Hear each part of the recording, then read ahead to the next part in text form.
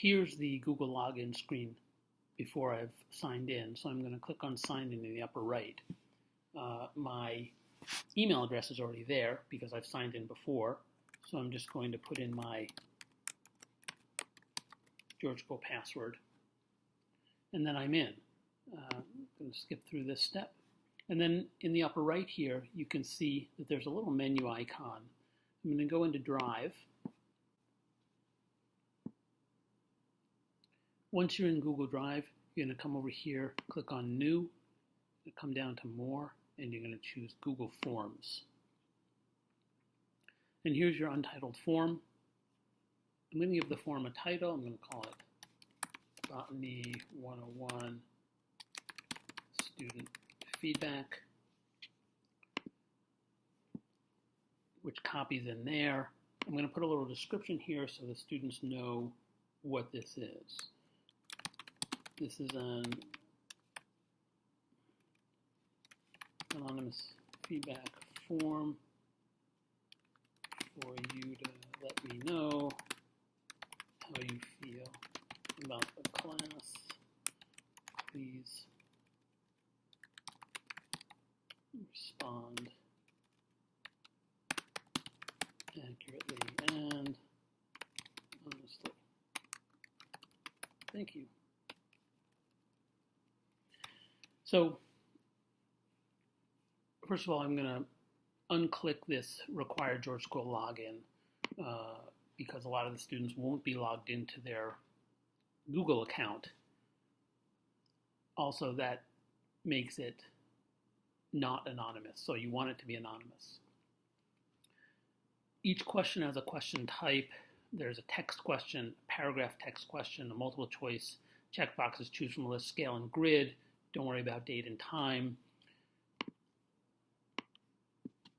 You might want to think about what questions you're going to pose before you do it. But for example, you might say on a scale of 1 to 10, how much do you feel you have learned this term? I don't really need any help text because I think that's pretty clear, but I'm going to go to scale. I'm going to say 1 to 10.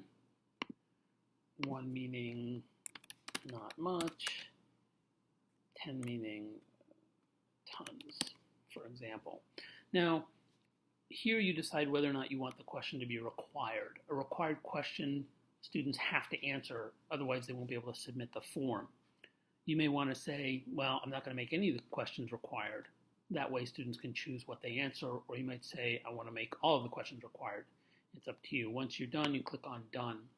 Notice that these icons over here allow you to edit the question, to delete the question, or to copy the question. If I were making another scale question now, it might make sense to copy it. Then all I would have to do is change the question itself. I can add a new question type here. I'm going to add a paragraph text question. What is your favorite aspect of the class?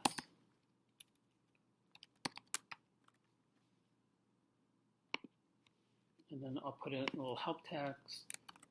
Please be specific. Paragraph text, again, I can decide whether or not to make it required. Done. I'm going to add another item. For example, multiple choice, how much time on average do you spend on the homework for this class? Here I'm going to put in options. I'm going to say 20 minutes, 30 minutes, 40 minutes, 1 hour, 40 minutes, or 1 hour, and done. So there's my survey.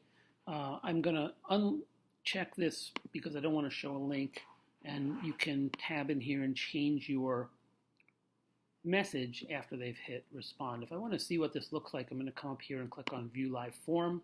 It'll show me exactly what it looks like. I'm actually pretty happy with this. If you want to test it, you can. You can go through, click a 5 there, interactions during discussions, for example, and then spend 30 minutes. So when I click submit, this is what the student's going to see. Again, you can change that if you want.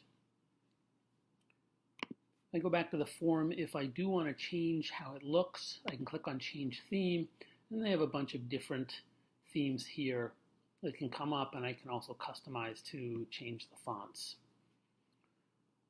If you want to add a question, just go back into the edit form and go down here and add an item. You can also rearrange the questions if I decide, you know what, I really want this to be first, and then this one to be second, and then that to be third.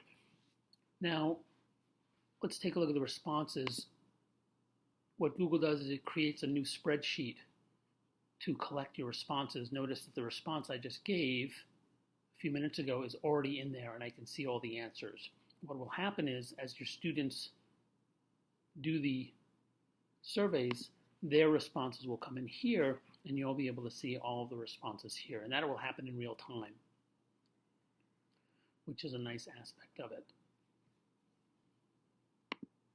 But if I did want to change it, also note that the answer order is based on when you created the question as opposed to the changes that I just made in the order here. In order to distribute it to the students, I have a couple of options. I can email the form. If I want to send the form, I can put a list of emails here and it will go to the students. If I'm doing it in class, however, I may just want to give them the link, which again you can get right here from View Live Form. There's the link up there. You can also, if you want to get fancy, you can embed it. There's an option to embed that if you have a page on a website where you wanted to embed it. You could use the embed code.